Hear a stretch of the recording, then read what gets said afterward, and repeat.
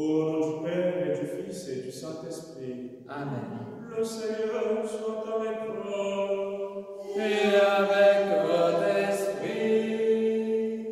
Mes bien-aimés dans le Seigneur, aujourd'hui nous célébrons le martyre de Saint Clément.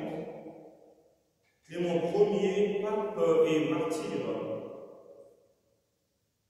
Au début de cette célébration eucharistique, nous allons nous tourner vers le Seigneur pour implorer sa miséricorde pour toutes nos fautes.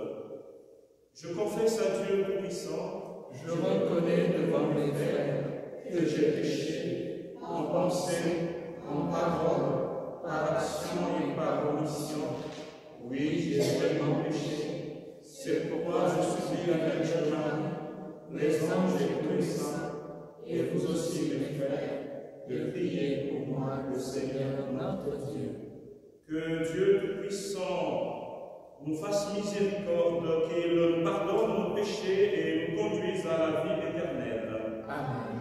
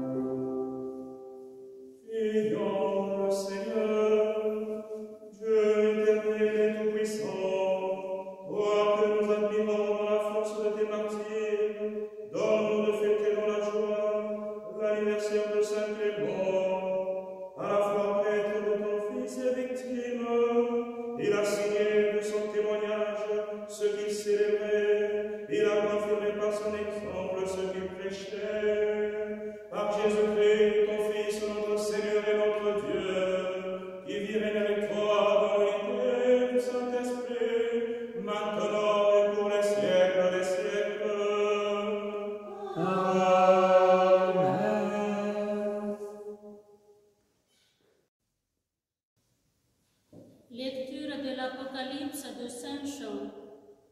Moi, Jean, j'ai vu, et voici que l'agneau se tenait debout sur la montagne de Sion, et avec lui les 144 000 qui portent inscrit sur leur front le nom de l'agneau et celui de son Père.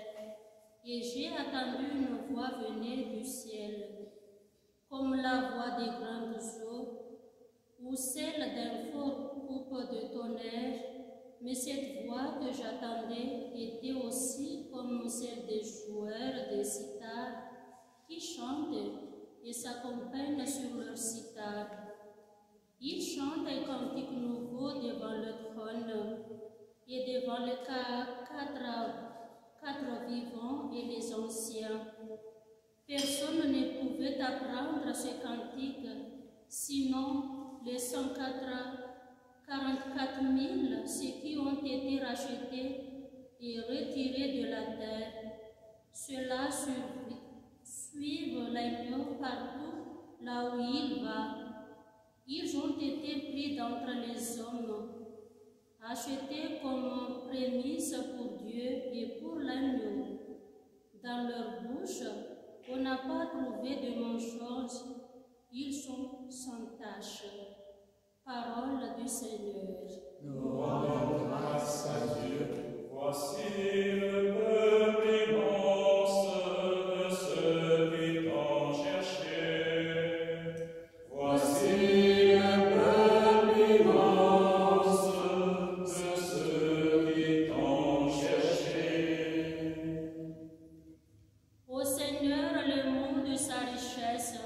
la terre et tous ses habitants, c'est lui qui l'a fondée sur les mers et la garde inébranlable sur les flots. Voici le peuple immense de ceux qui t'ont cherché. Qui peut gravir la montagne du Seigneur et se tenir dans le lieu saint? L'homme au cœur pur, aux mains innocentes, qui ne livre pas son âme aux idoles. Voici le peuple immense de ceux qui t'ont cherché. Il obtient du Seigneur la bénédiction et de Dieu son sauveur la justice. Voici le peuple de ceux qui le cherchent. Voici Jacob qui recherche ta face. Voici le peuple immense de ceux qui t'ont cherché.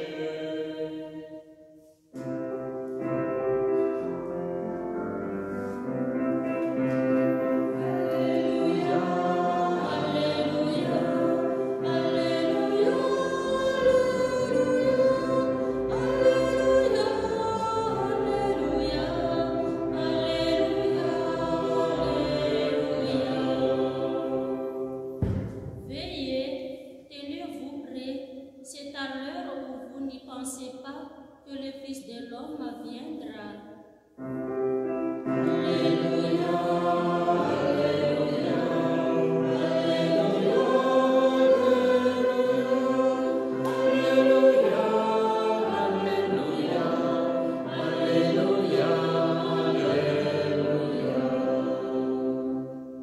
Le Seigneur soit avec vous. Et avec votre esprit, Évangile de Jésus-Christ selon saint Luc. gloire à toi, Seigneur. En ce temps-là, comme Jésus enseignait dans le temple, levant les yeux, il vit les gens riches qui mettaient leurs offrandes dans le trésor. Il vit aussi une veuve misérable y mettre de petites pièces de monnaie. Alors il déclara, « En vérité, je vous le dis, cette pauvre veuve a mis plus que tous les autres, car tout cela, pour faire leur offrande, ont pris sur leur superflu, mais elle a pris sur son indigence. Elle a mis tout ce qu'elle avait pour vivre. » Acclamons la parole de Dieu. Louange à toi, Seigneur Jésus. Chers amis de Dieu, mes bien-aimés dans le Seigneur, dans l'évangile de ce jour, Jésus fait l'éloge de l'offrande d'une pauvre veuve. À en croire Jésus, cette femme qui occupe le bas de l'échelle de sa société est la seule, parmi tant de fidèles dans les riches massés dans le temple, qui est donnée à Dieu plus que tout le monde. Chers amis, loin d'être une erreur de comptabilité, cette appréciation de Jésus nous enseigne que la générosité ne se calcule pas d'après la quantité ou l'abondance de ce qu'on offre, mais d'après la disposition à donner. C'est ce que nous voyons avec cet évangile. En observant attentivement tous ceux qui apportaient leur offrande au temple, Jésus fait un constat paradoxal. Le don des riches est le superflu de leurs biens, alors qu'une veuve indigente a donné tout ce qu'elle avait pour vivre. D'où cette déclaration. Vraiment, je vous le dis, cette veuve qui est pauvre a mis plus que tous. Chers amis de Dieu, en suivant de tels propos, on pourrait se demander pourquoi cette attention particulière sur celles qui semblent avoir donné moins que les autres. Ne serait-ce pas de là de l'injustice? Mais loin de là. Jésus n'est pas en train de sous-estimer l'offrande des riches pour exalter celle de la veuve. mais il va tout simplement au-delà du geste qui a été posé pour voir la disposition du cœur et la foi de la personne qui donne. Oui, cette appréciation devrait donc attirer notre attention sur le sens du partage, du détachement, de la recherche du bien, le bien commun, et sur la cupidité et l'égoïsme d'autre part. Quel est l'enseignement que notre Mère l'Église nous donne aujourd'hui? Mes bien-aimés dans le Seigneur, comme ces riches et cette veuve qui venaient devant Jésus mettre leurs offrandes dans le tronc, ainsi sommes-nous respectivement représentés au quotidien devant Dieu, qui voit du fond de notre cœur notre élan de générosité. Bien plus, à travers l'offrande de la veuve, nous sommes invités à cultiver le sens de l'abandon total à Dieu, le sens du détachement et du don total de nous-mêmes pour servir. Or, qu'il est parfois difficile pour certains de sacrifier un programme assez important pour rendre gratuitement service. Voilà parfois ce qui nous caractérise, nous les chrétiens. Et donc, c'est une interpellation que le Seigneur nous lance aujourd'hui. Par ailleurs, dans une communauté, un lieu de service, une famille, nous pouvons tomber dans la tentation de privilégier ceux qui s'affirment financièrement au détriment de ceux qui sont démunis. Que ce soit dans l'un ou l'autre cas, aujourd'hui, le Seigneur nous fait comprendre qu'il va au-delà du paraître. Mon frère, ma sœur, que ta façon de donner soit donc sincère. Chers amis, vous savez qu'il y a dans la tradition juive une pensée qui nous dit ceci: si du temple de Jérusalem aujourd'hui détruit, il n'en reste que le mur dit des lamentations, on le doit au fait que cette partie de la construction avait été payée par les offrandes des pauvres. Alors, que cela donc puisse nous interpeller. Le Seigneur nous fait comprendre aujourd'hui qu'il va au-delà du paraître. Mon frère, ma sœur, que ta façon de donner soit donc sincère. Prions le Seigneur, afin que le Seigneur, qui sonde les cœurs, puisse nous apprendre chaque jour à donner humblement le meilleur de nous-mêmes pour le bien des autres et pour sa plus grande gloire. Amen.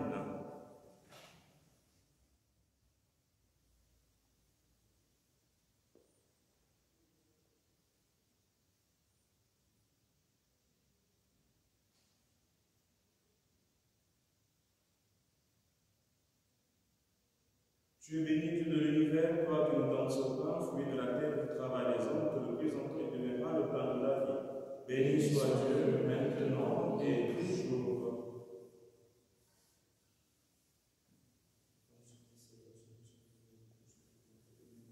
Tu es béni, Dieu de l'univers, toi qui nous donnes ce pain, fruit de la terre du travail des hommes, te le présentons et deviendra le pain du royaume éternel. Béni soit Dieu, maintenant et toujours.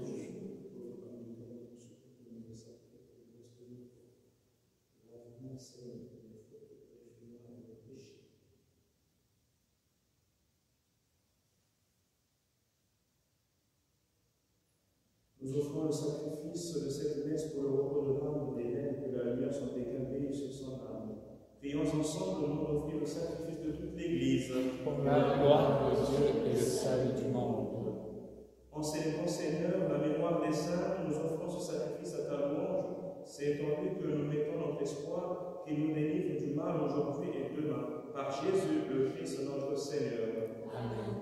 Le Seigneur soit avec vous. Et avec votre esprit. Élevons notre cœur. Nous le tournons vers le Seigneur. Rendons grâce au Seigneur notre Dieu. Cela est juste et bon. Vraiment, il est juste et bon de te rendre gloire, de t'offrir notre action de grâce pour jouer en tout lieu à toi, Père très saint, Dieu éternel et tout-puissant. Nous reconnaissons un signe éclatant de ta grâce dans le martyre de Saint Clément. En donnant sa vie comme le Christ, il a glorifié ton nom.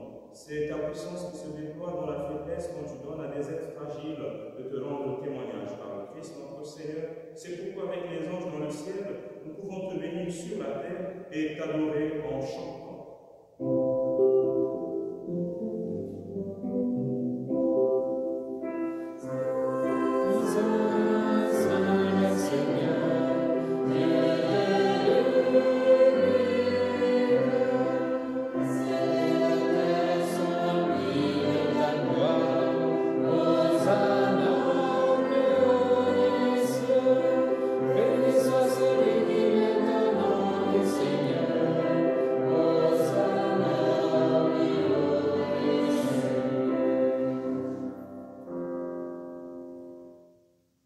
Toi qui es vraiment saint, toi qui es la source de toute sainteté, Seigneur, nous te prions, sanctifie ces offrandes en répandant sur elles ton esprit, qu'elles deviennent pour nous le corps et le sang de Jésus, le Christ, notre Seigneur. Au moment d'être livré, donc librement dans sa passion, il prit le pain, il rendit grâce, il le remplit et le donna à ses disciples en disant, prenez et mangez-en tous, ceci est mon corps livré pour vous.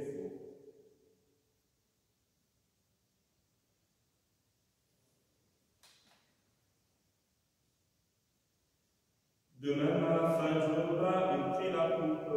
De nouveau, il rendit grâce et la donna à ses disciples en disant, prenez, buvez-en tous, car ceci est la coupe de mon sang, le sang de l'alliance nouvelle et éternelle, qui sera versé pour vous et pour la multitude, en rémission des péchés. Vous ferez cela en mémoire de moi.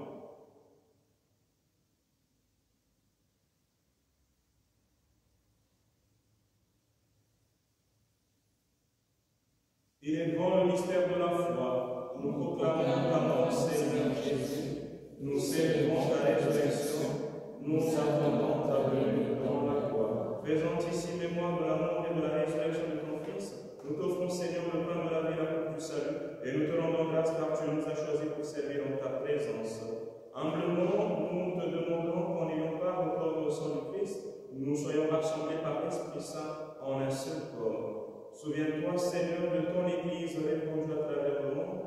Fais-la grandir dans ta charité avec le pape François, notre évêque Xavier et tous ceux qui ont la charge de ton peuple. Souviens-toi aussi de nos frères qui se sont endormis dans l'espérance de la résurrection et de tous les hommes qui ont quitté cette vie. Souviens-toi des rêves et de toutes les âmes du purgatoire. Reçois-les dans ta lumière auprès de toi. Sur nous tous enfin, sur notre communauté paroissiale, sur tous les malades de notre communauté, sur toutes les personnes qui se recommandent à nos âmes intentions de prière, nous implorons ta bonté. Permets qu'avec la Vierge Marie, la bienheureuse Mère de Dieu, avec Saint Joseph, son époux, les apôtres et les saints de tous les temps qui ont vécu dans ton amitié, nous ayons part à la vie éternelle et que nous chantions ta louange par Jésus-Christ, ton Fils bien-aimé. Par lui, avec lui et en lui, à toi, Dieu le Père Tout-Puissant, dans l'unité du Saint-Esprit, tout honneur et toute gloire pour les siècles des siècles.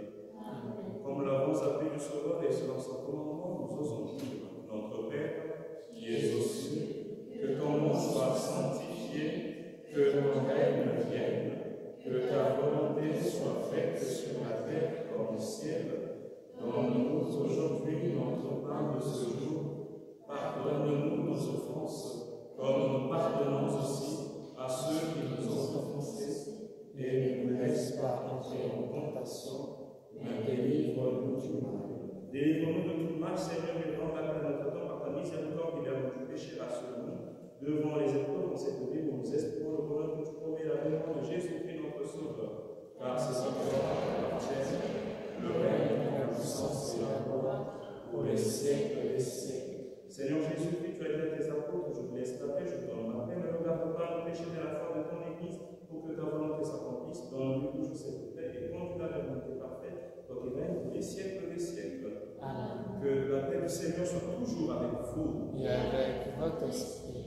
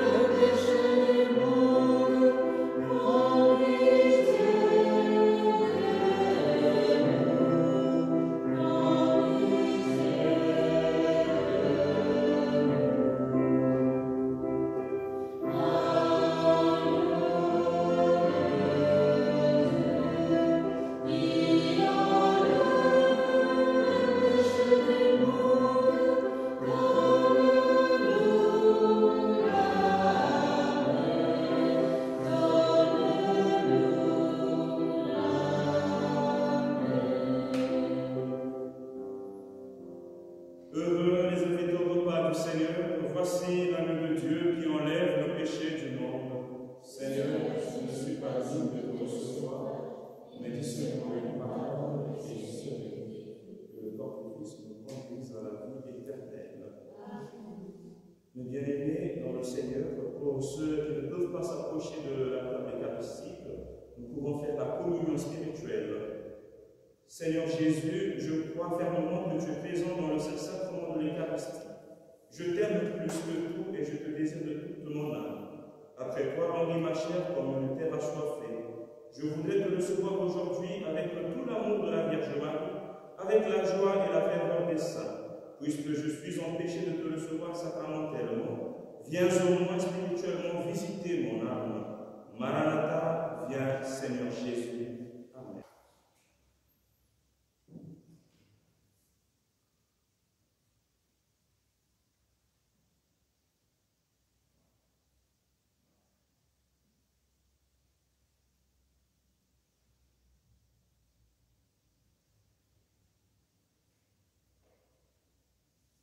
Prions encore le Seigneur. Que cette communion, Seigneur notre Dieu, ravive en nous l'ardeur de charité et nous brûle de ce feu qui dévorait Saint Clément alors qu'il se dépensait pour ton Église par Jésus, le Christ notre Seigneur. Amen. Le Seigneur soit